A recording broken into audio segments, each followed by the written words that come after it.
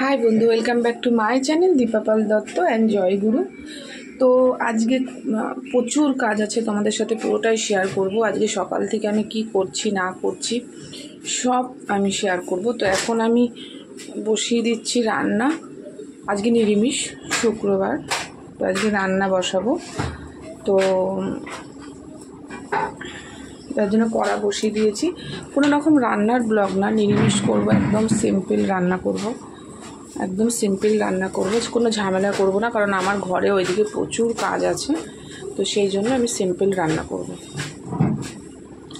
তো ডাল ভাত বলতে পারো। নিরামিষের দিন কি বলো তো, সেরকম বড় সবজি টবজি খেতে চায় না, তাই ডাল ভাত, ডালের সাথে কিছু ভাজা ঠাজা করলেও হয়ে যায়। তো সেই জন্য চলো,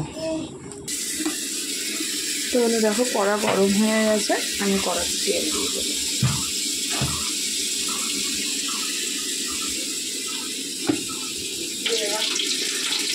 তো বন্ধুরা দেখো, তেল ছিটকে এসছে পুরো।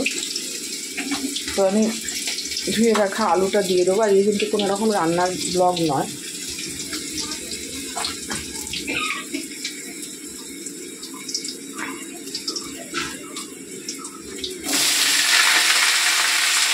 রান্নার ব্লগ নয়। দেখো তেল নেই, ছিটকে এসছে, জল দিলাম। তো বন্ধুরা প্রচণ্ড মুখ জ্বলছে এখান থেকে। তো চলো, এটাকে এখানে ডাল সবজির জল বসিয়ে দিয়েছি, জলটা ফুটলে ডাল দেবো। আর এখানে আলুটা একটু ভাজা ভাজা হোক, তারপরে জল দেবো। তো চলো আমি বাকি কাজগুলো করে নিই।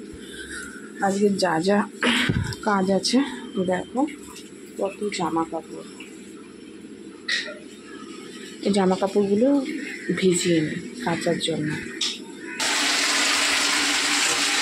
তো বন্ধু, ডালের জল ফুটে গেছে, এবার আলু দিয়ে দেবো।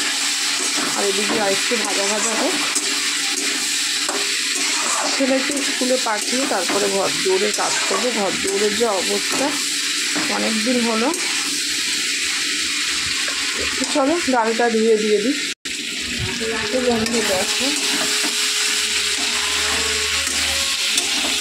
এই রান্নার কোনো ব্লগ না, যেদিকে কোনো স্পেশাল রান্না করবো অবশ্যই ব্লগ দেবো। আজকে ঘরের অনেক কাজ আছে, তোমাদের সাথে শেয়ার করবো। ছেলেকে স্কুলে পাঠিয়ে দিয়ে তারপরে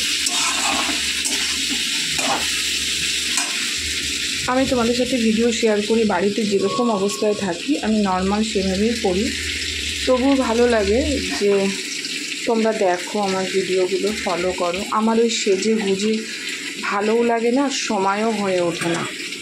যে সাজা গোজার কী আছে বলো? হ্যাঁ, আমি কীরকম আমাকে সেরকমই লাগবে। অর্থাৎ সেজে গুজে আমার ঠিক ভালো লাগে না। হ্যাঁ দিয়েছি, যখন একটু সময় হয়েছে তখন দিয়েছি। আমার একদম এনার্জি পাই না।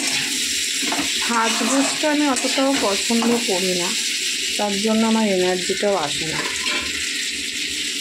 তো ওইদিকে আমার জামা কাপড় ভেজানো হয়ে গেছে। দেখো এখানে সাথে সাথে দাগ হয়ে গেল।